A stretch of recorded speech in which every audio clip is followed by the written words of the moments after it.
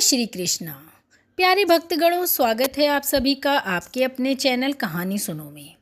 आज हम नल और दमयंती की महाभारत के महाकाव्य महाभारत में वर्णित कथा या कहिए प्रेम कहानी सुनेंगे।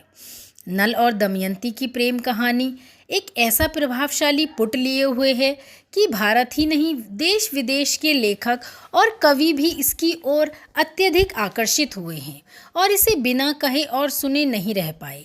तो चलिए साथिये, आज हम आपके साथ भी इस कथा को शेयर करते हैं। निषाद देश में वीरसेन के पुत्र नल नाम के एक राजा हो चुके थे। वे बड़े गुणवान, परम सुंदर, सत्यवादी, जितेंद्रिय, सबके प्रिय, वेदज्ञ एवं ब्राह्मण भक्त थे। उनकी सेना बहुत बड़ी थी। वे स्वयं अस्त्र विद्या में बहुत ही निपुण थे। वे वीर योद्धा, उदार और प्रबल पराक्रमी भी थे। उन्हें जुआ खेलने का भी शौक था। उन्हीं दिनों विदर्भ देश में भीम नाम के एक राजा राज्य करते थे। वे भी नल के समान ही सर्वगुण संपन्न और पराक्रमी थे।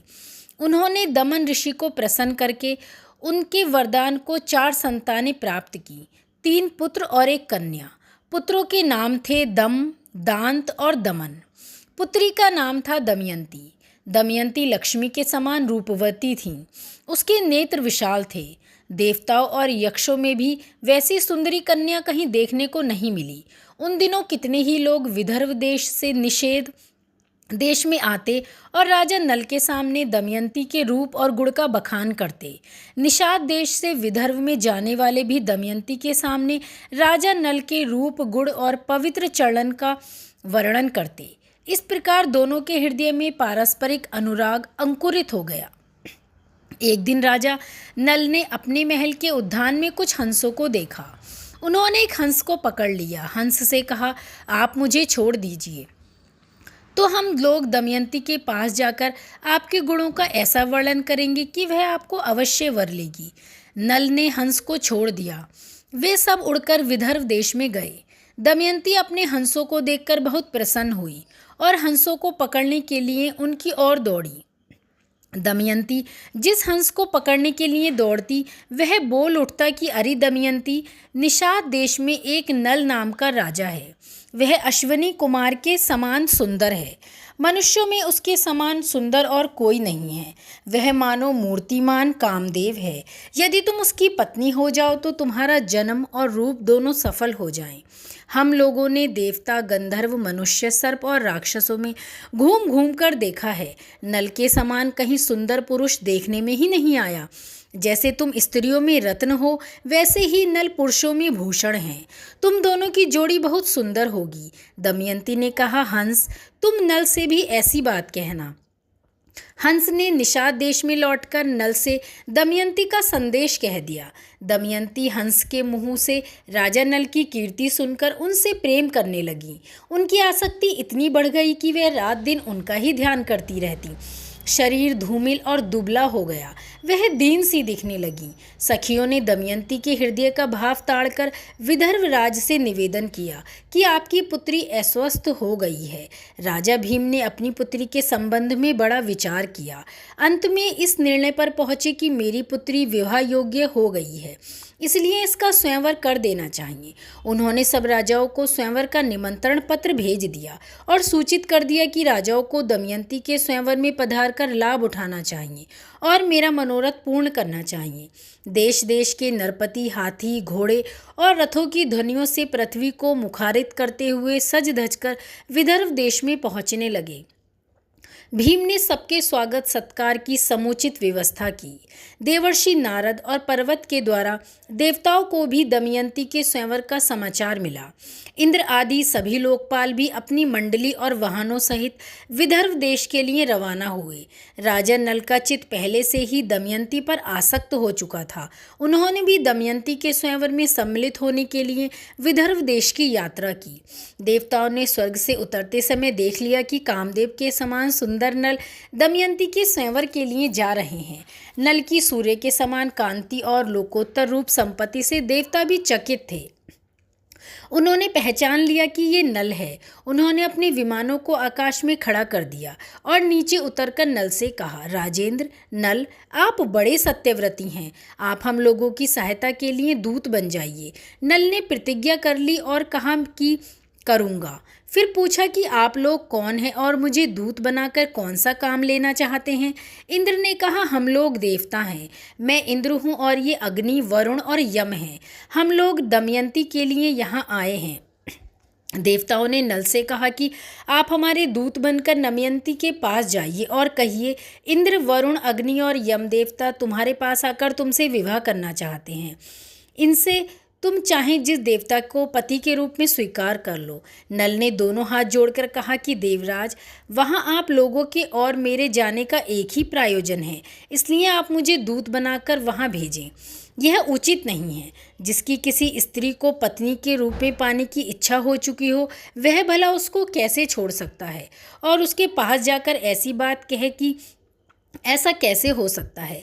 आप लोग कृपया मुझे क्षमा कीजिए।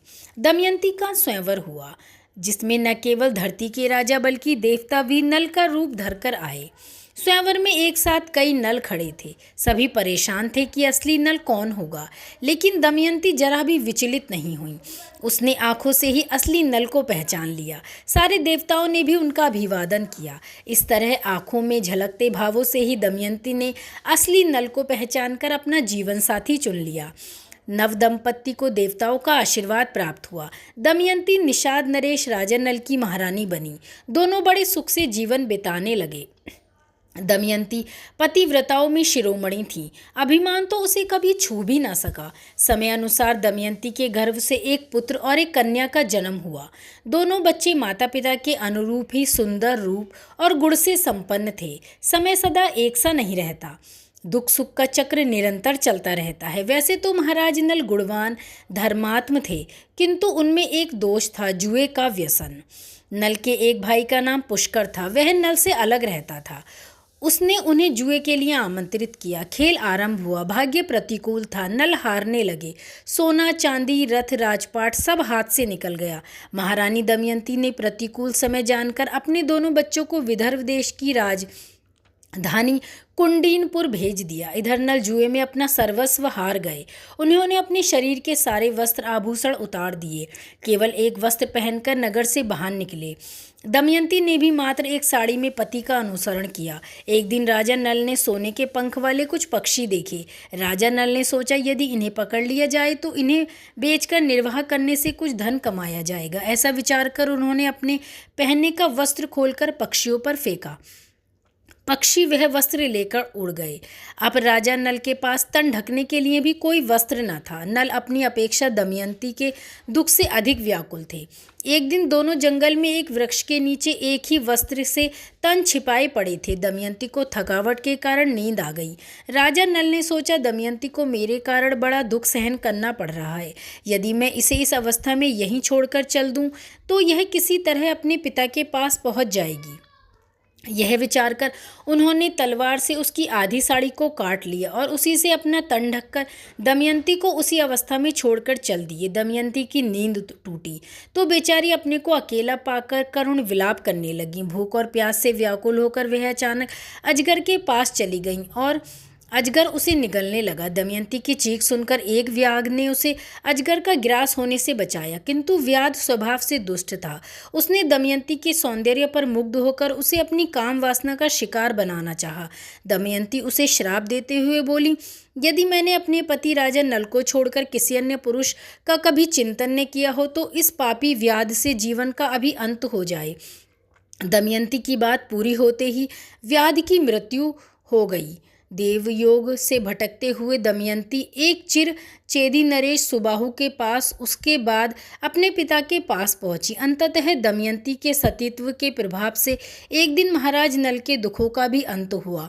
दोनों का पुनर्मिलन हुआ और राजा नल को उनका राज्य भी वापस मिल गया और इस प्रकार नल और दमयंती फिर से एक बार सुखी जीवन की तरफ बढ़े और फिर से आनंद में जीवन व्यतीत करने लगे। धन्यवाद दोस्तों। तो ये थी नल और दमयंती की अजब और गजब प्रेम कहानी, जिसमें दमयंती अत्यधिक पतिव्रता और रूपवान थी और नल भी उनके प्यार और पवित्र प्रेम में पड़े हुए थे। तो साथियों, ये कहानी कैसी लगी हो, जो कि महाभारत का ही एक प्रसंग है, ये कहानी अच्छी लगी हो तो लाइक और शेयर ज़रूर कीजिए। धन्यवाद।